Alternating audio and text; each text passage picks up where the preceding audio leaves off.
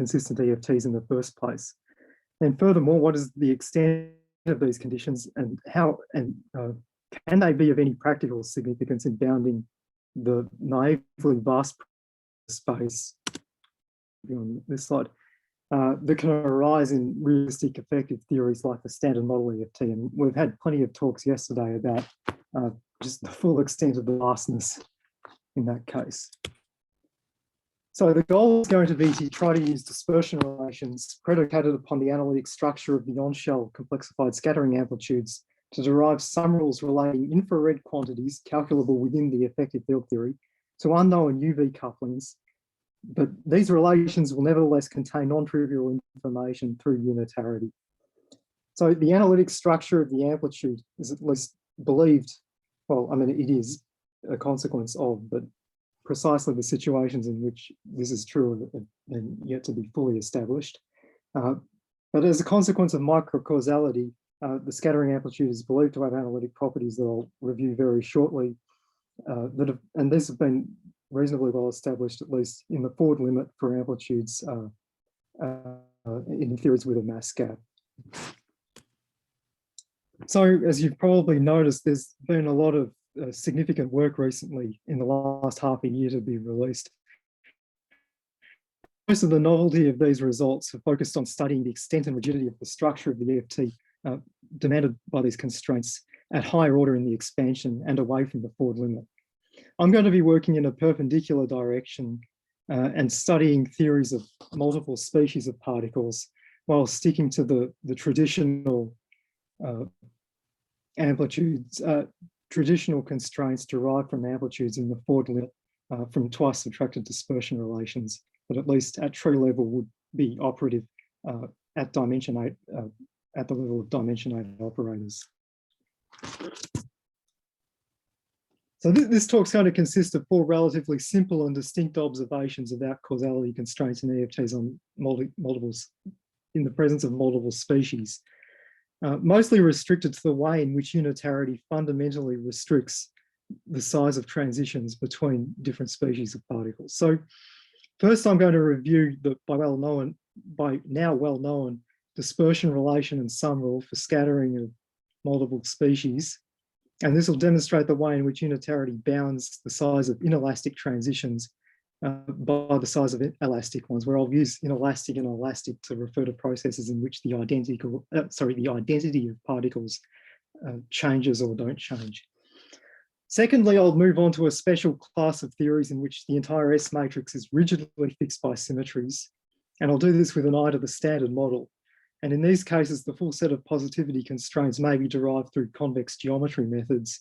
And these will also provide illustrations of examples of positivity constraints that are only accessible from scattering amplitudes of entangled states. Thirdly, spin will be introduced, and the inelastic bounds I'll talk about in part 1 will be used to place bounds on operators mediating interactions between states of different spin. And the way in which these bounds are all linked together by supersymmetry will also be shown. And then finally, I'll make some preliminary remarks about some simple loop processes and the way in which RG evolution affects the interpretation of the bounds. So I'm going to invoke the usual argument for the affecting the twice differentiated forward scattering amplitude. In other words, in the limit Mandelstam variable t goes to 0, in which the double derivative is given by a dispersion integral over the absorptive part of the amplitude along the real axis.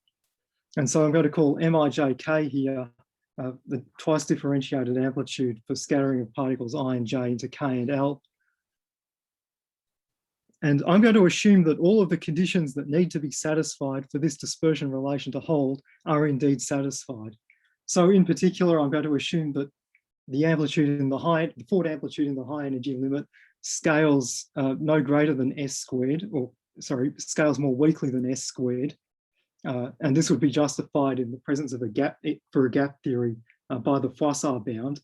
And in that case, I can ignore the contour over the large circle by taking it to be large and sending it to infinity. And I'm also going to assume that the only singularities in the complex plane here, complex energy plane, arise from branch cuts along the positive, sorry, not the positive, branch cuts along the real axis arising from continuum particle production, and possibly isolated poles as well, corresponding to resonances. So the interpretation of these cuts as corresponding to particle production hinges upon this Hermitian analyticity condition holding. And then this, combined with the unitarity of the S matrix, allows these discontinuities here to be related to the on-shell particle production rates, or their appropriate generalization when the final state particles are different to the initial state ones. And I'll make that substitution on the next slide. And then finally, just for simplicity, I'm going to assume that all of the particles can be treated as approximately massless. So this dispersion relation here equates purely infrared calculable forward amplitudes to an integral over continuum particle production of both infrared and ultraviolet states.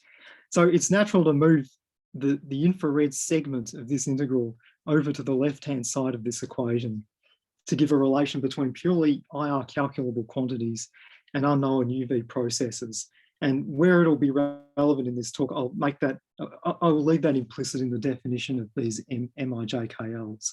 And whenever I refer to the amplitude, I'll be talking about these M's as well. Okay, so invoking unitarity, the sum rule takes this form here.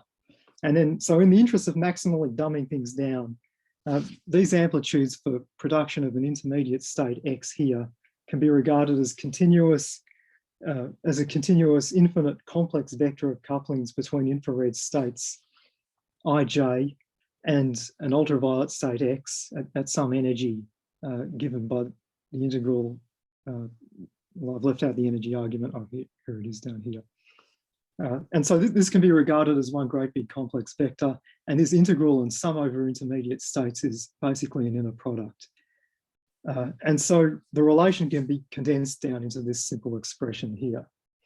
So before interrogating this rule further, there are a handful of fundamental symmetries that I'll discuss that are always operative on these amplitudes and will relate different entries. The only one that really needs an introduction is the symmetry that I'll call Y, which is simply a rotation by pi about an axis perpendicular to the beam direction. And that has the effect on these amplitudes of simply interchanging the order of the particles in the incoming and outgoing states. And then in addition to that, we have, as usual, crossing symmetry and CPT. So returning to the sum rule, the general problem of this subject revolves around how do you extract from this equation an approximately equivalent set of inequalities bounding these infrared calculable amplitudes. And these inequalities are fundamentally underpinned by unitarity. So for example, one obvious conclusion that you draw is by setting the outgoing particles KL to be equal to the incoming ones IJ. And in that case, the right-hand side is simply a sum over positive numbers, implying positivity of this forward elastic scattering amplitude. And these are just the traditional positivity theorems that have been discussed relatively extensively recently, but have been very well established. Another simple result you can obtain is by simply applying the Schwarz inequality in a bit of algebra, and you can obtain these bounds on inelastic transitions as well. And this demonstrates how the size of these inelastic transitions and the size of these off-diagonal S matrix entries are fundamentally bounded by the size of the positive elastic ones. So for this talk and the simple examples that I'm going to discuss, bounds of this form will be all that will be necessary, and so I'll content myself with cherry picking them here. The more general problem of finding optimal bounds on inelastic processes in multi-state theories remains, and stronger bounds will often be possible in more complicated theories. And this is going to be the subject of the very next talk after mine, based on this paper, very interesting paper. So here's a simple example to illustrate this. So let's say we have a complex scalar Goldstone boson, and I'm going to assume that there is a charge conjugation symmetry linking the two scalar degrees of freedom together, but not necessarily assume charge conservation. So in that case, the sum rule can be expressed as this big table here between incoming and outgoing states. And this table is self-adjoint as a consequence of the Hermitian analyticity property of the amplitude. So here I've invoked the Y symmetry to relate some of the entries already. And in addition to that, CPT allows you to equate the sizes of some of the sets of UV couplings, these M's here. So in particular, charge conjugation is responsible for equating each of these diagonal entries. So again, applying the Schwarz inequality and some simple algebra to these off-diagonal entries in the table, you can reach the interesting conclusion that the charge violating entries are fundamentally bounded by the diagonal charge conserving processes. So this therefore places fundamental limits on the extent to which the U1 charge can be broken, albeit still allowing for some relatively large breaking. And that this happens at all, this conclusion can be reached at all, is ultimately a consequence of this residual charge conjugation symmetry that I've assumed. But it illustrates more broadly the observation made in the recent papers by both Remen and Rod, applying positivity constraints to the standard model. The observation about how these constraints typically seem to prefer symmetric transitions. And so to the extent to which hypothetical symmetries may be broken by off-diagonal inelastic transitions, their strength will be restricted by unitarity, and therefore so will the symmetry breaking.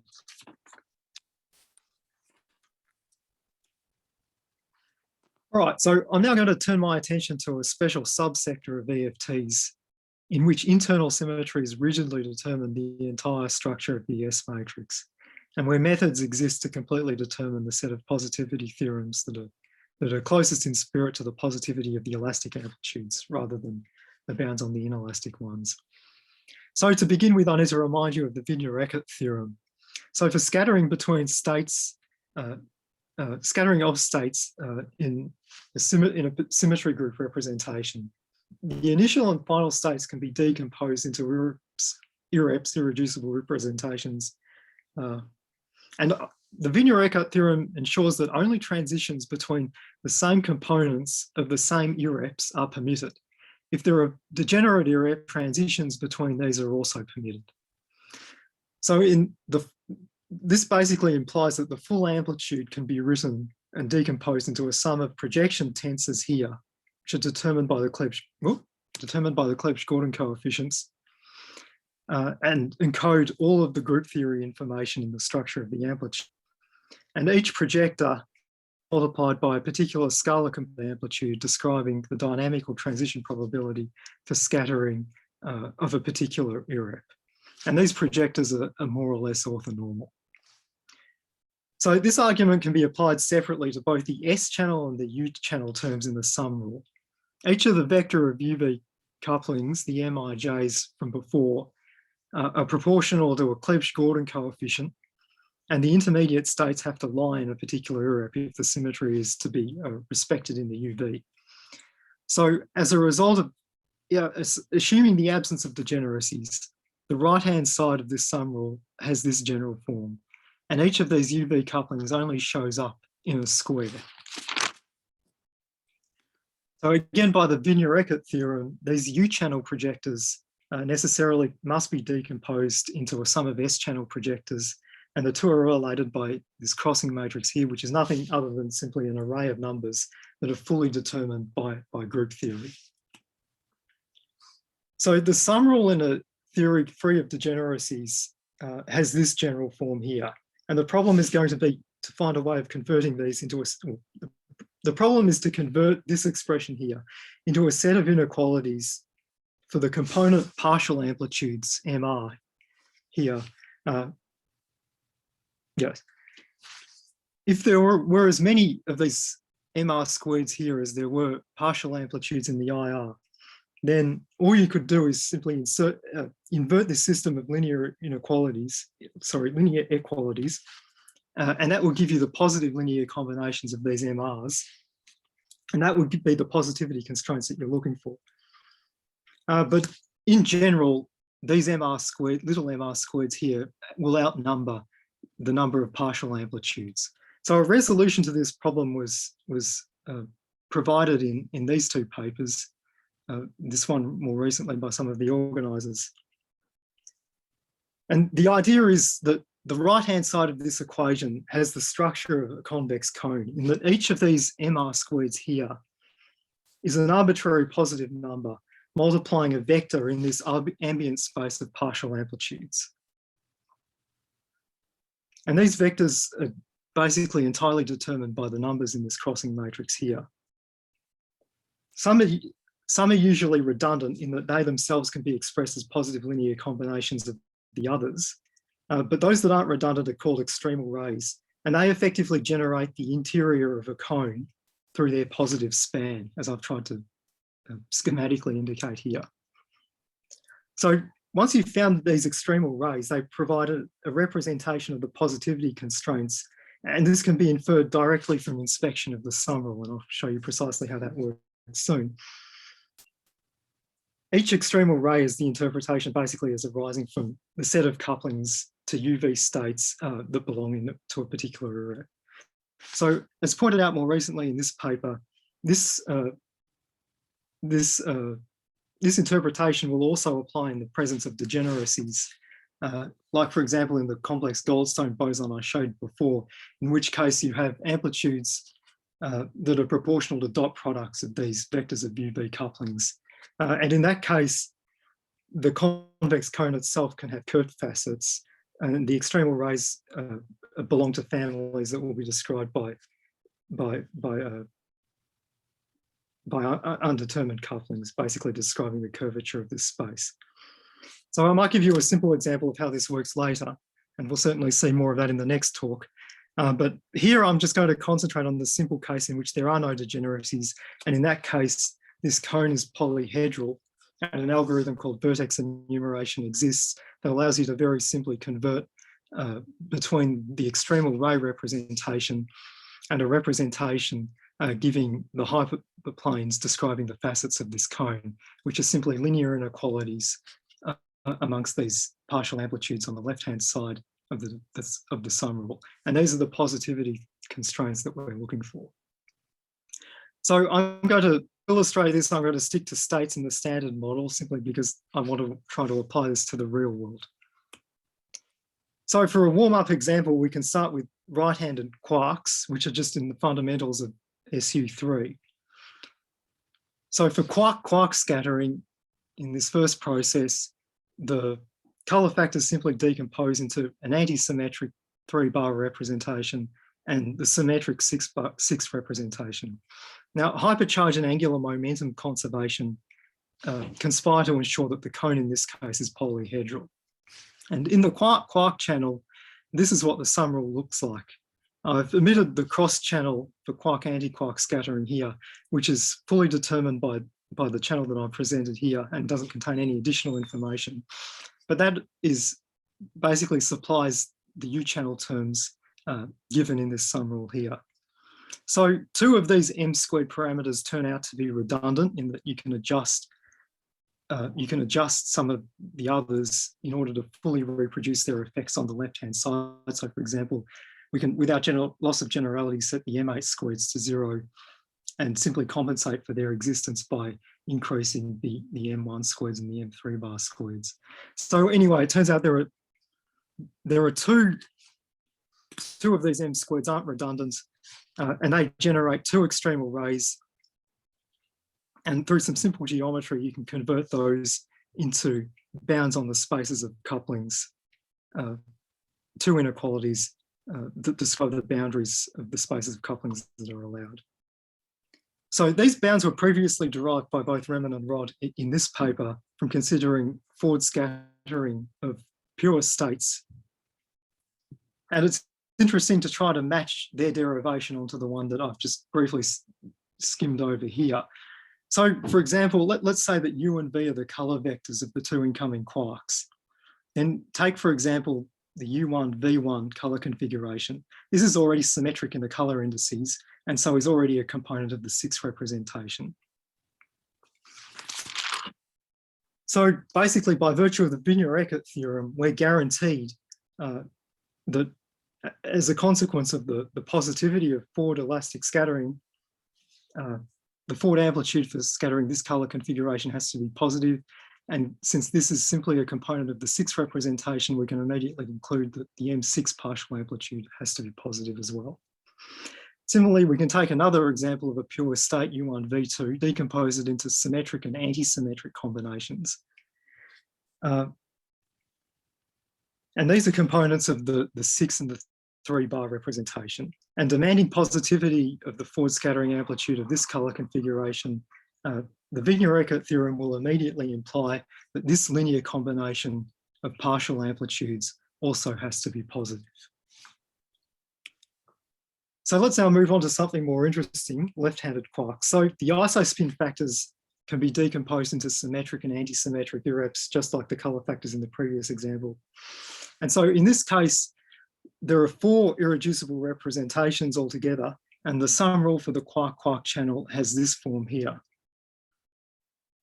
So there are 8 UV parameters, m squareds here, and the extremal rays can be read off simply as the numerical coefficients accompanying each of these m squared parameters. So for example, the 1, 3 bar terms here only shows up in this first partial amplitude, and so it generates the extremal ray given by 1, 0, 0, 0. So the m11 squared coefficients generate a ray that's proportional to this one. And altogether, there turn out to be 2 redundancies, and the set of extremal rays can be read off as simply this. Applying Vertex Enumeration, these can be converted into these positivity bounds here. The first 4 were given again by Riemann and Rod by considering forward scattering of pure states, but the last 2 are new and only accessible from scattering entangled states. No pure state decomposes into a linear combination of components required to generate the last 2 inequalities. So, for example, a state that would produce the last inequality here, you can retrospectively infer by simply taking Clebsch-Gordon coefficients that would give you the irrep that would decompose the initial states into irreps given by these 2 combinations of partial amplitudes here. So, for example, the 1, 3 bar corresponds to the anti-symmetric isospin and color configuration, and the 3, 6 are the symmetric, both symmetric color and isospin. And so adding these combination states will give you an entangled state, the forward amplitude of which will be positive and will give you this linear combination here. But there is no pure state that will do the job in this case.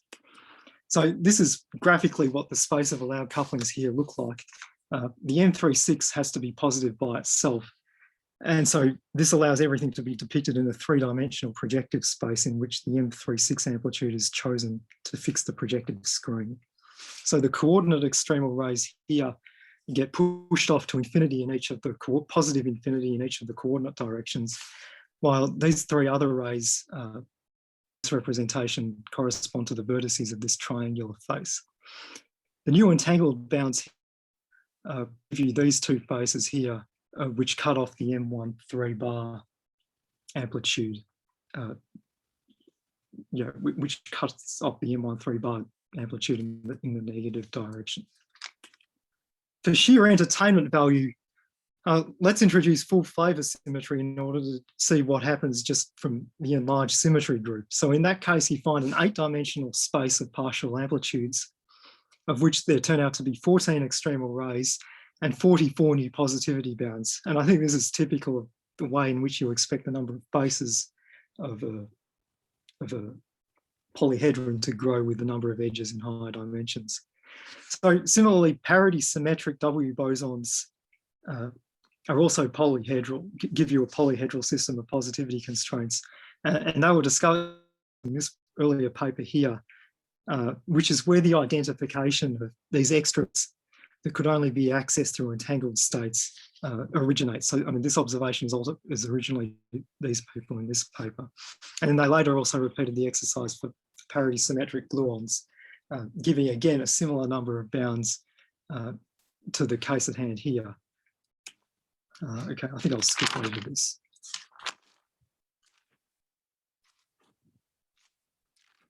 Okay, so now moving on to spin. So in the forward limit, spin projection along the beam axis is simply a conserved U1 charge and is otherwise simply a passive constraint. So this slide was just mainly to introduce notation and to point out that in the special case in which the total spins add up to 0, there are two degenerate states that can be identified as having opposite parity eigenvalues. And if parity is not a symmetry, then transitions between those two states are both allowed. So the simplest elastic amplitudes between states of different spin were first established in this have been established in this paper by Ballettini.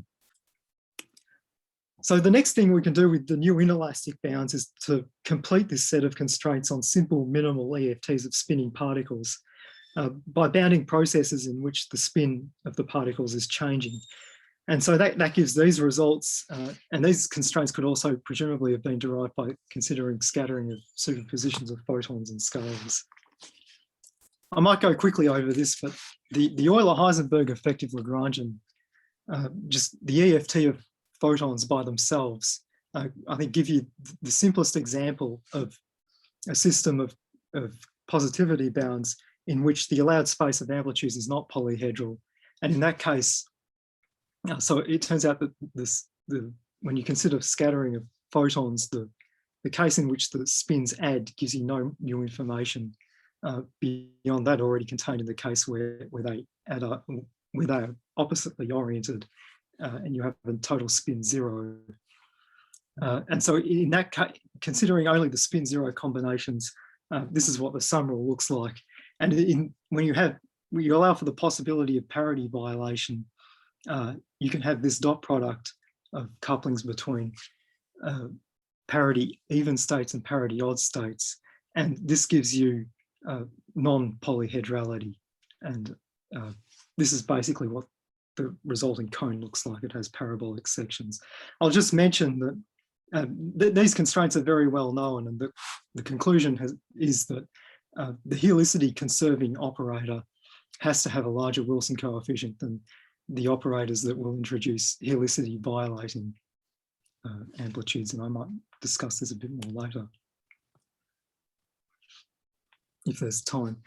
So with spin introduced, it's natural to then look at supersymmetry and how the positivity theorems fit together. So it becomes clear that the elastic positivity constraints of Ballettini unify into constraints of scattering amplitudes between full supermultiplets, all of which become increasingly unified with increasing amounts of supersymmetry, and all ultimately emerging as different components of the same constraint once you reach n equals 4. And so this is all largely to be expected, but there was this peculiar operator that presented a bit of a surprise here. So this operator I haven't referred to before, and it has the property that it actually vanishes in the forward limit in all channels. And so it's a bit surprising it would be at all sensitive or know anything about these positivity bounds.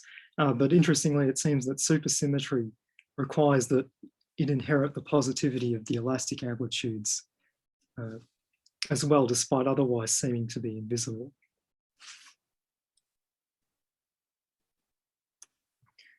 The inelastic operators are all otherwise intrinsically less supersymmetric to various degrees. So the new mixed spin operators that I mentioned before unify into mixed gauge matter bounds up to n equals 2 supersymmetry, but they're not compatible with n equals 4. You can imagine other possible operators consistent also with minimal supermultiplet content. And these are also forbidden by any degree of supersymmetry at all.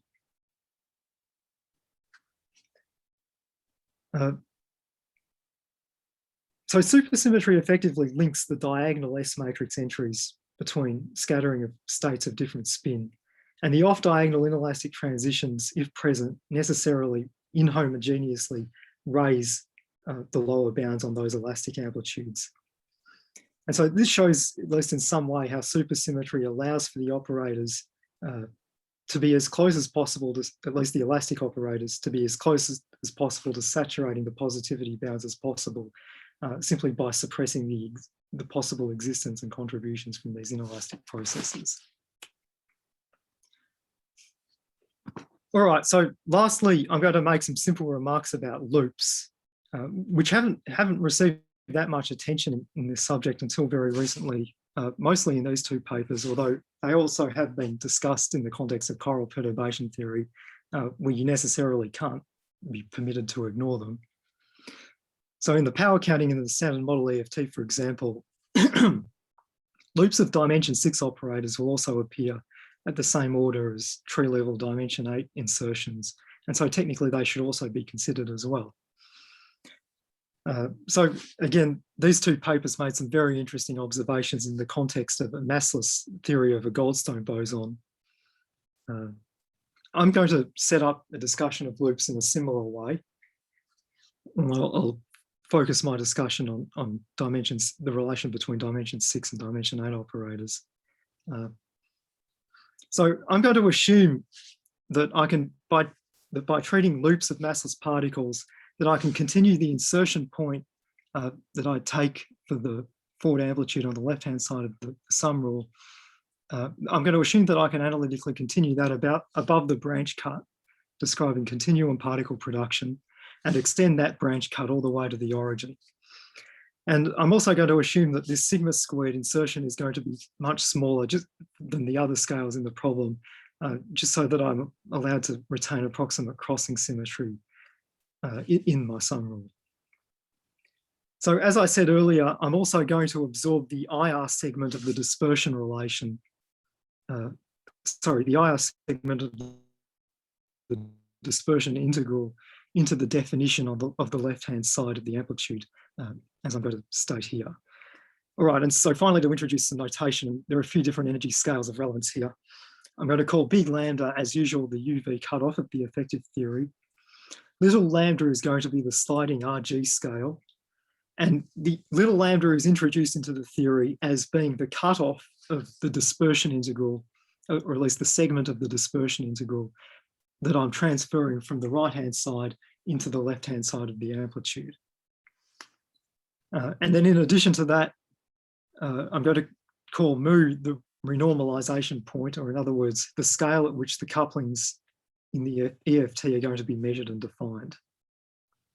And so while this setup's slightly cruder than what was done in these papers, it is morally equivalent. So generally, there are going to be infrared divergences and also divergences in taking the forward limit, and these are issues that have to be addressed.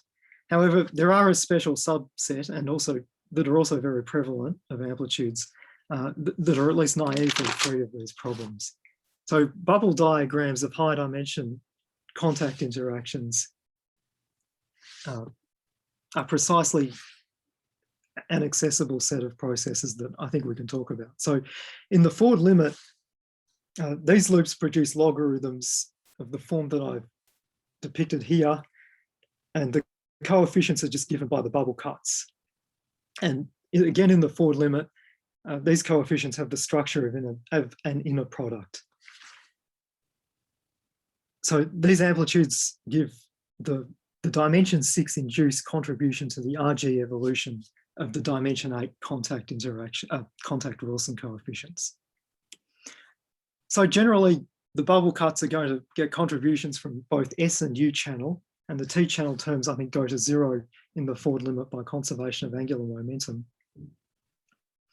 So again, for elastic scattering, in which we take the incoming particles ij to be equal to the outgoing ones, the coefficients of the logarithms are positive. And so from that, we can conclude that the dimension 8 Wilson coefficients will grow on evolution into the infrared. Then for inelastic processes, we can also derive a Schwartz-like bound, again, on these log coefficients. And these are going to be bounded above by the positive elastic RG coefficients. And this has the consequence of ensuring that they grow more slowly on evolution into the infrared than the elastic, than the coefficients mediating elastic scattering. So just to quickly illustrate this with a concrete example, let's go back to the Euler-Heisenberg theory, and let's say we introduce a complex scala into the EFT. And just in order to avoid complications with renormalizable loops, let's assume that the scala is electrically neutral, but that we'll couple it to the photons through these dimension 6 operators given by here, maybe assuming a Z2 symmetry, so we can ignore axionic and dilatonic light couplings. So each dimension 6 contribution here corresponds to a particular configuration of scalars interacting with 2 photons with the same helicity. Now, this probably would have been clearer if I'd written this using self-dual and anti-self-dual components of the photon fields. Parenthetically, for this particular choice of couplings, we have the electric magnetic duality limit, in which you can assign the scalars a U1 charge corresponding to the helicity of the photons that they interact with in their elementary 4-point contact interactions. So in this case, the helicity violating transitions, which would violate this conservation of photon helicity and therefore EM duality, these won't be generated by the loops. All right, so this expression here is the positivity bound on the 4 photon scattering amplitude that I skimmed over very quickly earlier. Here I've expressed it in terms of amplitudes between helicity eigenstates of the photons. Substituting in the expressions for the loops in terms of these Wilson coefficients, you find this expression here, and sure enough, you find that the coefficient of the log on the left-hand side is both positive and necessarily larger than the coefficient on the left-hand side, which also amusingly vanishes as expected in this duality limit. So the conclusion is that unitarity, at least in these simple examples, guarantee that the signs and the sizes of the RG functions are such that if the causality constraints are satisfied at some point in the ultraviolet, then they will remain satisfied and will be better, in fact, better satisfied under flow into the infrared. But we can also try and reverse the argument. Let's assume that the couplings in the EFT are measured at some energy, and we'll assume that these are for some reason far below the scale of the UV completion. So if, for example, one of the elastic couplings is tuned to be much smaller than what you'd expect from naive dimensional analysis, then as you evolve into the ultraviolet instead, that coefficient is going to become increasingly negative and eventually run into the constraint from the positivity bound. And so this would seem to suggest that, that in this situation, you can't have the cutoff raised that much further beyond the typical scale that you're using the EFT and the IR. Or alternatively, maybe some higher dimension, you have some more complicated power counting or something in which for some reason a higher dimensional operator will nevertheless kick into the process, a scenario which was very recently talked about in this interesting Bellizzini paper.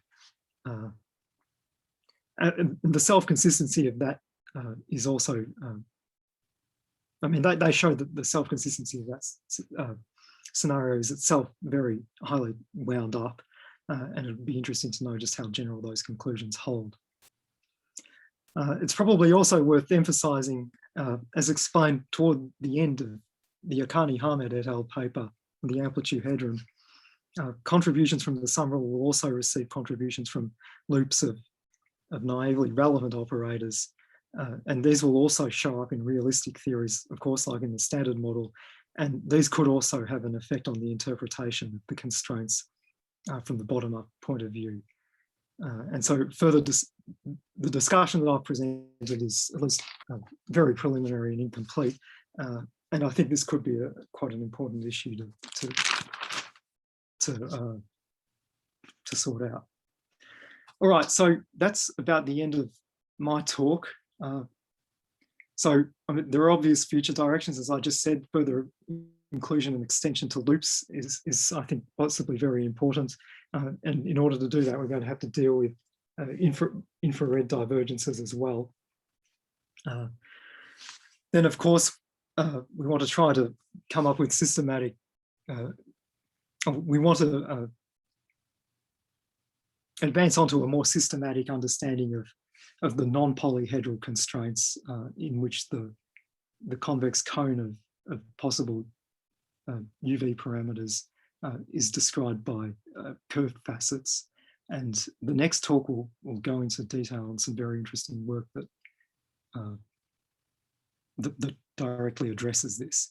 And then, of course, we want to see if it'll be interesting to see just to what extent these can be applied to realistic EFTs. Of course, there have been a number of papers discussing this recently as well that I've unfortunately left out here, but are well worth looking into.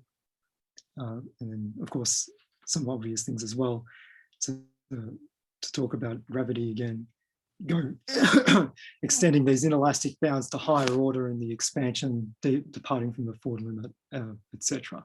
So thanks, that's all from me at the moment.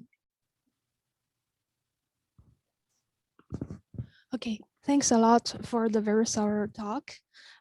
We are very behind the schedule, so maybe just one question. That's okay. So I see Andreas raised hand, so please go ahead. Yeah, thanks. So how optimal are these bounds, or how far from optimal? Do you know, have you any sense? Well, it's an excellent question, and it's very theory dependent. So, in, where was it? In this case, so this was all that was necessary in order to derive those simple spinning bounds that I presented here, for example.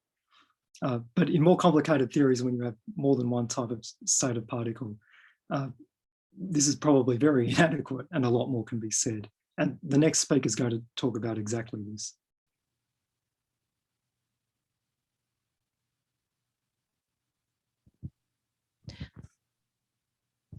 All right, okay, if you still have more questions, maybe ask on Slack channel. Thanks a lot, Timothy, for this talk. So for the next talk, we kind of switched the order. So Marcus will give the talk